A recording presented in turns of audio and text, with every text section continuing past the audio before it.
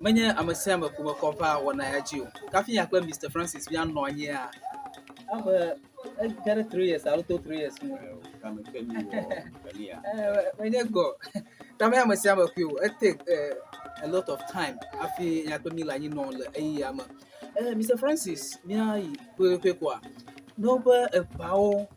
Me kunye bawo, fike bawo. Te o pa zone fike o jo chui. E bawo ka fike o jagon ba chui. Yo. Nenye majala kwa alo abla mareko wa. Maka odi doko ijo. Okay. Ika makata ni joku pepade. Okay. Ni joku pepade. Becho Israel. Like time a ogo na ba. To poli ne do yo. Imaye awebe tok ojojo mo. Okay. By then I have a menu. I'm a Sam. Okay. One language. Okay. You have a dress in your one. Okay. Kakea, about to feed me at over hour. Near top, you think about what the pool and you say. Okay. The way to do it. Over the chipo. We are quite poor. We must put You know, sir. you know, you watch a baba you are. Okay. And no one tower.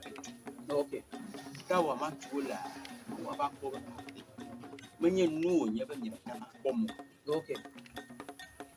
Let me learn you and people today. God, money for bomb. Okay.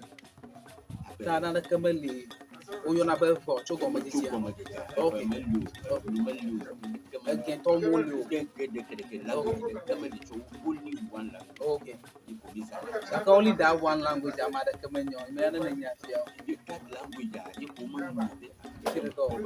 okay.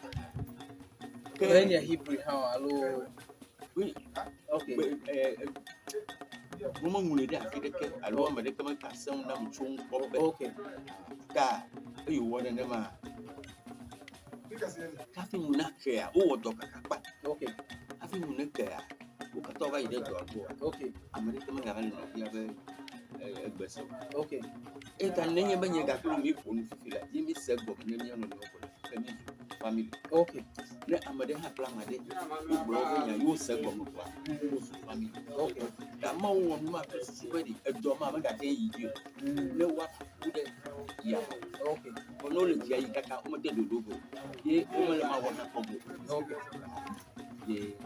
Okay. Stop. Okay. You vowed in the map. Yakata. Okay. In your older solid. Okay. Okay. Egypt, Sudan. Okay. To Sudan, you talk about Okay. I'm That also so Israel, Egypt, Sudan, Nigeria. Okay. In your pass on also. When you bow, okay. Okay. Okay, you overdo Nigeria. Okay, Sudan, Nigeria. Yeah, Nakata Willie. Okay. Amado, what do you do? You must know you. Okay. I'm a bear, okay. Get you home. Okay. I'm a bear, Apopoli. Daka Edda. Allo Dahuma. Elan gonna not chialo. Dahuma, okay. They need to be. Okay. Okay. Dahuma, Benny, current, Benny, and present Benny. Okay. You need that home. Okay. By then, be named. Okay. Okay, I go calling her Joa. Okay. You are doing okay. Okay. Daka, having no cheat upon my lengthy old Julia. Okay. Angoka. Okay. Angoka. Bone you. Okay. I'm a team of my teeth on how many account. Okay. A chena. Okay. You okay. Okay. Upon Salo. Yes. Now. My now don't little man know. Okay. You are kidding. Okay. You probably know. I need by Junior. Okay. Okay. Okay. Okay. Okay. Okay. Oh, okay. kayama ye ko ya chi okay Kiri angwane chevi de. okay Like you have to do. See, this is when much. anwo kayama anwa ne chevi ne odu ye nkwa batrozu mo chie okay okay nukola ta mi sem no ba mo chie afi ke nkola chua ni agbon togbi le be ke mi atogbi agokoli no e mo son vua yo va dogu angoka ta ko nye be aduia yo bo avivi pa nye nu ke de na to le la mana me goto ta ka angoka la na chevie ima o batro su nko egba li fi la be mo chi aru no chi okay Wow, you pass it together. Well, I did the penny about. okay You will need ya di te pene vao about. Gamma, a Okay. over to just one on your okay be onye vao about okay a fall. okay Okay. What's all do just one? Okay. okay okay Ye, ya, Julie. okay Bad day.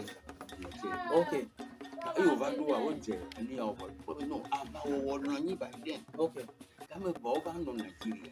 okay What do I told you the more? okay ta fi la la fi agoji agokoli nya me ke chonko na ifa mo be yo nye vao a Yeah, you could be ready. Okay, but back on you. okay The Maui. okay okay I always were a vao okay la be o te je si o ko no ko ku de be akedo mo okay okay You had drove it at the penny. Okay. Oh, no, Nigeria. okay okay You bad to look. You okay okay ta no tie du aka o ba chua ta tokpo ko okay ala be futo wo ga ba fi ma be la fu na okay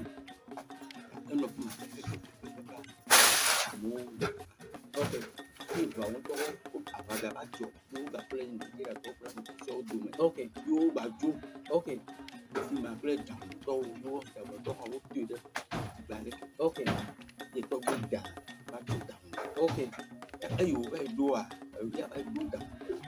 okay okay okay okay me da ho pe history from me la lo story from me le gbo ta mi ada sila ka ma unko at the appropriate time am ya o mi okay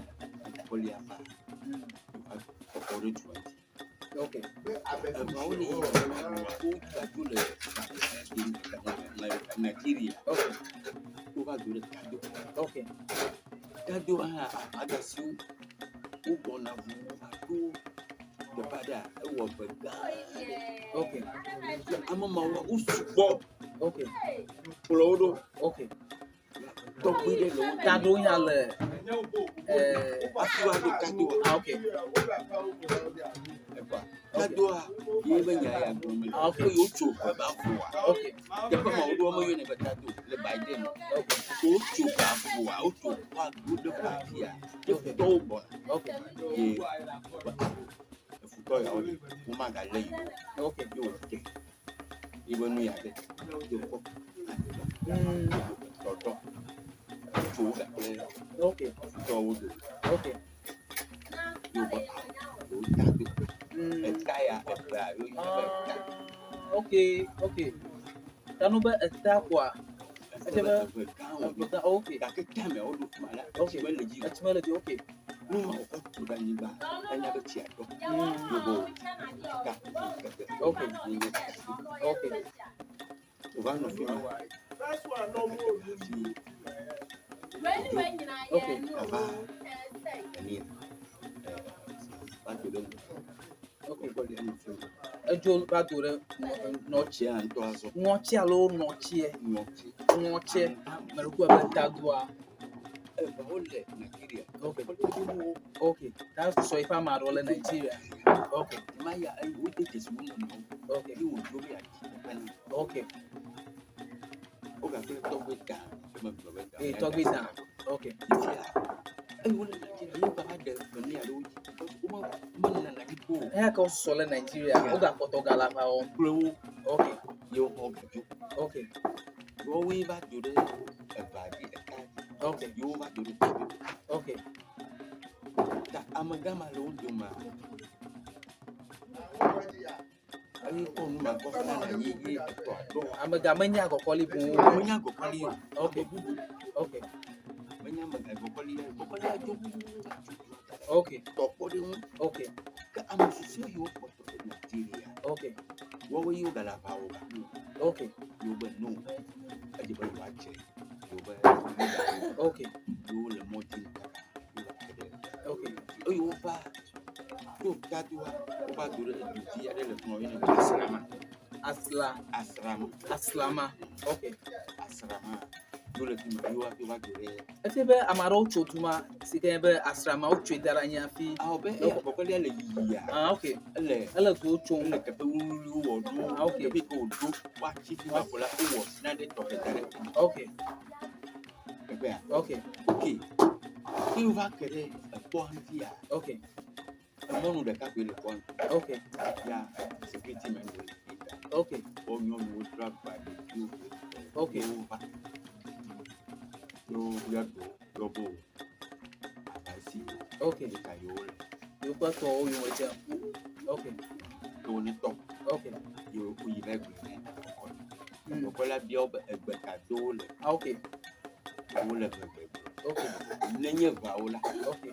pe wona gede me Okay. ka ke ona gbe no unu no la o be lo wa ba fi abe yo aba wo kala mo ga gede me Okay. ko nenye nti fafa o ne ba ka si o fa la no gede ko ya mala aba ma ga si o Bedo. Okay. ka ke no ba be yo aba wa kala no gede ma o de ko ma ga tanzo wa do Okay. keke awani yo ko le gbe ma Egon where they have keke KK2 awani Awana. okay le Nigeria Okay. keke awani Okay. ne gede ma aga do Okay. Okay. Okay. ba ko sama do Okay. pere ye ba mo ti Okay. o ba no ni small yes o Okay. kamari ji o kata ba gede me Okay. e ma ya dubo ha o le me Okay. dubo ha o le me Okay. do kata be ba Okay.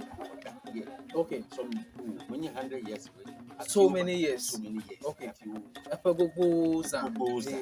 Ye Abraham got to Abraham got ban omega witness in Okay.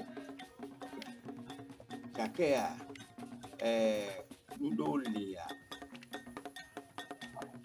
Ma Koya Dadenia Dopa Ubo Okay. Machichu Okay. Bo only troti me do Nanya Okay. Nyadele Pepum Okay. about only trade them a good. Okay. No one to our research. Okay. No one look enough about you. Okay. Nka na kafi for ojo le ngochi la ha. Okay. I give up our own talk. Okay. No one was research. Okay. Okay. Okay. Time about you and what there. Near Madu, Yato Bromwich, Okay. Yato Bromwich, Okay. Bocoli with them. Yato go Bromwich. Okay. Yes. Actor Mr. Francis, a wisdom of a Beniga activity. Tanukolo, Vigal, Wana, Hair Sagada Afia, Nyatonko Christian at Diabolo, I tell you, my civist. Tamiga Bona Jig, Dafia Mr. Dua, Niga Bona Jig, Kokuda, Agokoli up, Ntinyao, Kono, Mochi, Anuika Vaidil and Watchie, Kafi, or about Jul and Watchie, huh? You want to Fimakata, you want to Nufuga Kokuda, Abakogada. Gold Coast, Alo Trans, Togo Voter Land, Western Togo Land, Voter Region, Ghana at large, Katankwa, me August, Akodo Afima. Da Miga Poto Miagano, the Count Plemi, the Benibati I visitor. don't know what was research. Okay, Yame who pull a pop. okay, If you know research. okay. Yes, about Jula. Yeah, I've been a mega by year. No honor, okay, maybe. okay, Yes. Nika America can yan Tunisia. Yakatan from me. Upper, Let me away one money. Let me have you. Who never nyabedi. You talk you will know. Let go no here. Ye benu. Upper, Because no man you must have no. Ya, who won now? At the further moon. broadcasting. Okay.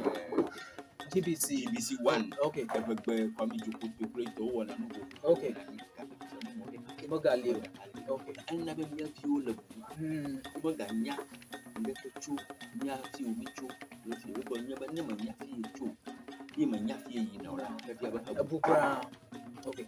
Da nukola akpena mi abe you told me say that one I be jagba the ninya me akwe pepere bi jagba me ato alo mi because enye wona anyi no ge asiai no nyewe me akwe pepere mu baba makwa ka mi ga no the kan okro mi sigada that akpa ejolo mi akwa